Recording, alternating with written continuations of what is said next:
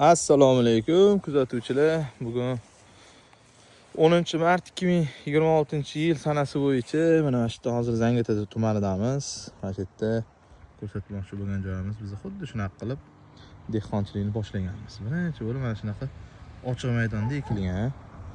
Undan keyin bo'lsa-chi biz mana bunaqa qilib kichkina mini tunnel, bu kichkina duyga qilingan. Ko'rasizlarmi? 3 ta bu 70 lik oddiy shu jaydari ariq, agronom ariq deyiladi. Jaydari shu oddiy standart 70 lik agat. Hamma yoqda har xil yetishadi. O'shani 3 tasini bitta qilib 3 metrlik sim tiqilgan va 3 metrlik salafan yopilgan, ko'rasizlarmi? Bu yerda hozir tayyorlab qo'yilgan, lekin salafanlar yopilmagan. Sovuq o'tgandan keyin yopishadi menimcha. Mana ariqdan suv ichadi. Mana qilib ariqdan suv ichadi bu. Hali suv berilmagan. Ariqning ichlarini ko'rasizlarmi? Mana shunaqa qilib kultivatsiyalar qilib tayyorlab qo'yishgan. Boya aytdimmi, biz shunaqa qilib dehqonchilik qilganmiz deb. Bu taxminan 15 yil, 16 yil oldin xuddi shunaqa qilib biz dehqonchilik qilganmiz. Endi bularni qiyinchiligini sizlarga ko'rsatib qo'ymoqchiman-da. Tanish birodarlarni joyi bu, dehqonchilik qiladigan joyi. Hozir o'ziga salfan yopishayotgan ekan. Mana shu qor yog'di, mana shu o'rtalarini ko'rasizlar, bosib qo'ygan. Mana qor yog'gandan keyin bu sim dugi sal yotoqroq bo'lgani uchun mana buni ko'rasizlar, mana bularni bosib qo'ygan. Endi bularni suvini tushirib va buni dugalarni turg'izib chiqish endi o'zingizlar o'ylaylar. Mana shunaqa sovuqda hali qorlarni ko'rasizlar, ichida qorlar turibdi. Mana qorlar hali. Kechasiga -6, -8 gradusgacha sovuq bo'ladi deyapti. Aytmoqchi bo'lganim mana shunaqa qilib, shunaqa qiyinchiliklarda qulupniylarni biz qilishni boshlaganmiz. Sergeli tumanida mana Sharif akam bilan gaplashuvdik-ku, xuddi mana shunaqa qilib biz dehqonchiliklarni boshlaganmiz. Hozir bu Zangiota yangi yo'l hududidagi joylar. Ana undan keyin bo'lgan bo'lsa, mana bunaqa qilib katta dugada qilingan. 2012-yillarga to'g'ri keladi u. 2012-2013-yillarga mana shunaqa qilib armatura qilganmiz. 6 metrlik armaturani, shu 11.70 lik armaturani 2 ga bo'lib 585 bo'ladi. Shuni 2 ga bo'lib, keyin bunga 6 metrlik salafan tushadi. Ba'zigina 20-20 kiradi. Keyin 6 metrlik salafanni bemalol yopsanglar bo'ladi. Qorlar hali erimasdan turibdi. Yana sovuq qor yana o'sha boshlayapti hozir. Mana bular ochiq, bular ham koreyskiy solxan ko'chatlar. Mana salafanlarni yoyib, ko'rasizlar, qilishyapti. Mana bu kichkina mana yopilgan joyi. Salafanni yopib qo'yishgan. Endi buni bitta joyini ochib ko'rsatamiz. Mana qilib 10 kilolik paketlarni mana ochamiz. Egasi kim bo'lsa ham endi rozi bo'lishadi. Ko'rasizlar, chopoqlar qilib tayyor qilib qo'yishgan. 3 qator. Buni ichini. Bular endi sal ko'tarilgandan keyin ana qilishadi. Havo berib ochib turishadi. Mana bu yoq tomonga ko'rasizlar. Mana salafan yopishyapti. O'tgan yilgi qolgan eski salafanni mana shunaqa qilib tagidan yopishyapti. Mana paleylar ko'tarilib qolgan, keyingi gul shoxlari ju amalga kelib qolgan ekan. Bir oy oldin yopilgan ekan bular. Mana shunaqa qilib mana mineral oziqalarni solib kultivasiya qilib qo'yishgan ekan, ko'rdinglarmi? Yoniga berilgan.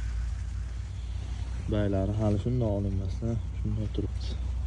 Bu yog'i 3 qator. Bu yog'i 2 qator qilingan.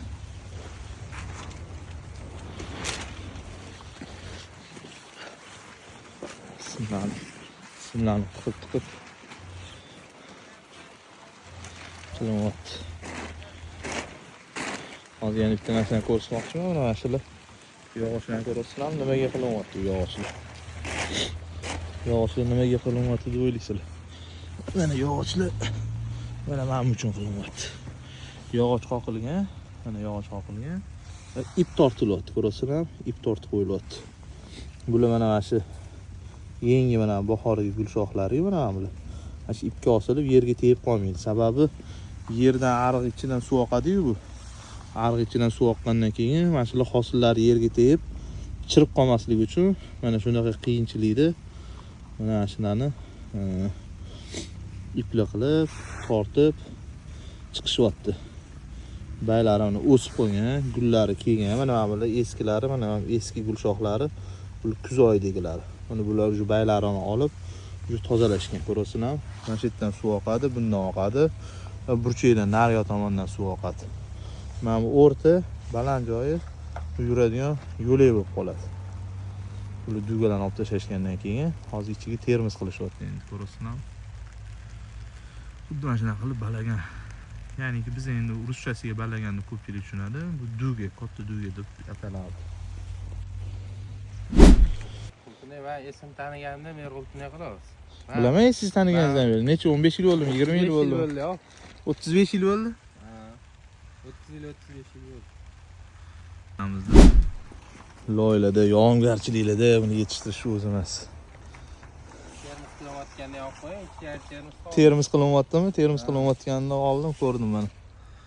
Ichida yopilayotganda. Mana duayni qilib, endi ichidan bitta suv quyib yuborsa jonon bo'ladi. Ha, tez pishadi. Qachonga mo'ljal pishishi? Nech pullik paytda pishadi? Qolar 150 ml payt xudo xolisa. Aprelni boshlariga? Ha, aprel boshlariga. Aprel boshiga chiqadi. Xudo xolisa chiqib qolar. Koreyskiy necha yildan beri ekansizlar dalaga, ochiq dalaga? 5-6 yildan beri ekanmiz. 5-6 yildan beri ochiqqa ekiladi. Undan nima sortda ekkansizlar? Victoria kechkisi bor, jaydari bor. O'shalardan, ha? Ha, keyin Isabella bor. O'shalardan ekkansizlar? O'shalardan ekkan. Mana bunaqa kichkina mini tunnellik anaqa dugalar qilib, keyin katta dugalarga o'tkansizlar. Oldin ochuvga ekkansizlar, mana bunaqa qilib hammaga o'xshab. Shunaqa. Mana kichkina dugada bo'lardi, keyinchalik kattaga o'tildi. Ko'rdinglarmi, bular o'tgan yili biz o'sha Makka ekkan joyimizda qo'shni bo'ladilar. Bular akalarim bilan o'sha 8 gektar edi o'tgan yil Makka Jo'xoriylar. Shularni ko'rib qoldim shu yerda. O'shanga to'xtab o'tib bir video qilib ketolmaslik uchun. Necha sotik bu joyinglar? Bet hozir 45 sotik, naryoqda ochuvniki bor. Unisi bir 18 sotik joy bor. 45 sotik. Har yil necha sotik ekasizlar o'zi? Oldingi yil 1 gektar ekdik. 1 gektardan yolg'on bo'lsa qancha daromad qilasizlar? O'z yillik daromaddan necha pul olsa bo'ladi 1 gektardan? Xuddi shunaqa mashina usulida eksa. Yaxshi qarashga bog'liq-da u. Xo'p, mayli, o'rtachasi. Bor 250-300 million bo'ladi. 250 million, 300 million, ha? Yaxshi bo'lsa shunaqa bo'ladi. Mana shu hozir 45 sotikdan qancha mo'ljal qilyapsiz? Endi nasib yo'q. Xudo endi bergani bo'ladi. Xudo xolasa yaxshi bo'lsa. Dehqonchilik tavakkal, to'g'ri. Tavakkalda bilib bo'lmaydi. Bir undoq bo'ladi, bir bir anu undoq. sotib bo'layotgan, sotib bo'lgan paytingizda kelsangiz yog'ni aytamiz endi xudo xolasa. Yaxshi. Ko'rdinglarmi? Mana shunaqa sharoitda, shunaqa joylarda ham necha pul daromad olishayotganini aytishyapti-yu, dehqonlarda unaqa allo yolg'on narsalar bo'lmaydi. 1 soat ham g'animat. Hozir uje 3-4 soatdan keyin uje minusga beryapti, minus sovuqyapti. Minus 7 ko'rsatyaptimi? Gullashga kelgan hammasi. Mashinalar endi qanchasi chaynaladi, qanchasi chiriydi.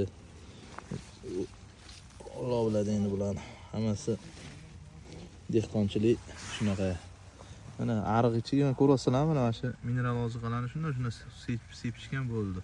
Suv beradi, bu erib, keyin o'ziga ketadi. Bu qancha necha foizi havoga uchib ketadi, boshqa qiladi. Kapilnilarni qulayliklari hammasi biz mashinani qilib katta bo'lganimizdan, bularni qilib yurganimizdan, bularning hammasi tajribadan o'tgan, ko'rganmiz, bilamiz. Shuning uchun ham etap-etap, yilma-yil mana shu bosqichlarni bosib o'tgan dehqonlardan bo'lamiz. Takshda bularning hammasi bizga yangilik emas, yot. Va o'sha qaytamiz, o'sha qorlar ham boshlab yubordi. Kuzatib boringlar, shunaqa ochiq maydonlar, mana ochiq maydonlarda qanaqa qiyinchiliklar bilan mana shu mashinalarda salafalar, duvgalar tushirib harakat qilib yotishdi mana dehqonlar, bobo dehqonlar. Hammani dehqonchiligiga baraka bersin. Yana kuzatib boringlar. Undan ham qiziqroq videolar tayyorlab sizlarga foydali shunaqa videolar chiqarishga harakat qilamiz.